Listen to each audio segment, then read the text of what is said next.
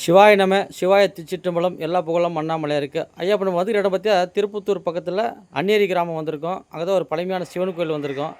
அந்த கோயில் பேர் சோமேஸ்வரர் கோயில் வந்திருக்கோம். இந்த ஈசால் நீங்கள் பார்த்துன்னுக்குறோம். சிவாய நம சிவாய திருச்சிற்றம்பலம்.